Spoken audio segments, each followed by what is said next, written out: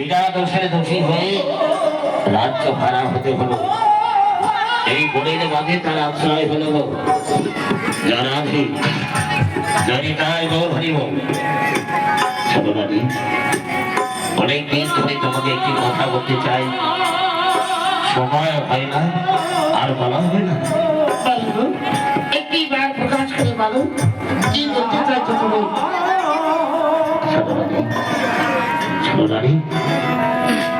আজ আমি হরিণ শিকার করতে যাব, একটি বার তুমি শিকারের সাথে আমায় সজ্জিত করে দাও।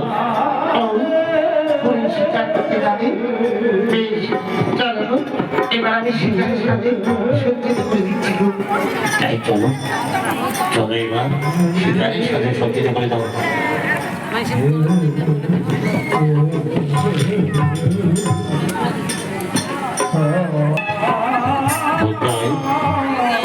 আজ বহুদিনের মনের বাসনা বিপন্ন করতে এসেছি কোনো মাঝে, আজ হরিণ শিকার করতে এসেছি। শোনো, তুমি ওই দিকটা দেখো আর আমি ওই দিকটা দেখছি। আর একটি কথা শোনো, আমি যদি কোনো বিপদে পড়ি আমার ডাক শুনে তুমি ছুটে আসবে। কেমন সে কথা বলতে পারবো না, আপনি চিন্তা করবেন না। আপনি বিপদে বললে আমার নাম স্মরণ করবে, আর ঠিক সময় মতো পৌঁছে যাবো। মহারাজ ঠিক সময় মতো পৌঁছে যাবো।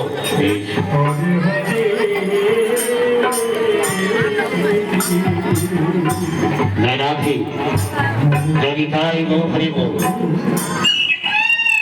ওই তো হরিণী পালিয়ে যাচ্ছে। দাঁড়াও দাঁড়াও হরিণী, কোথায় বলো সেই বাড়ি তোমায় করি করি ঘর।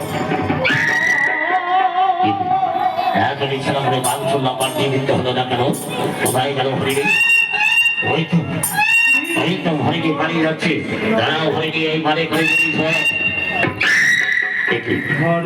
এক এক করে ইশারা করলাম, বাড়তি বৃত্ত হচ্ছে না কেন?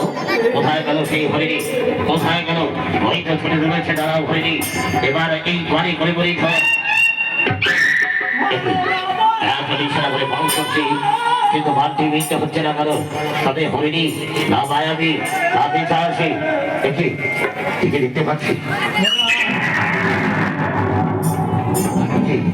কাল কাল নেমে আসছি, মনে হচ্ছে কাল বৈশাখের ঝড় নেমে আসবে।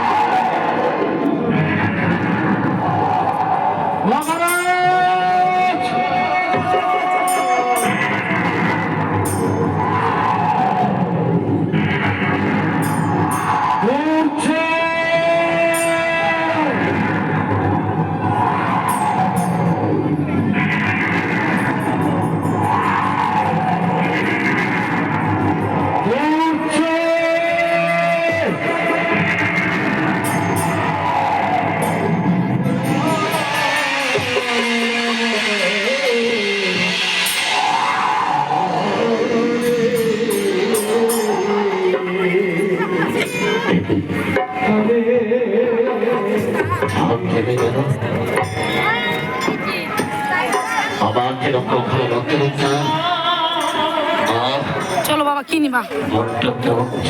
চলো এদিকে বিকু দিবা আসো।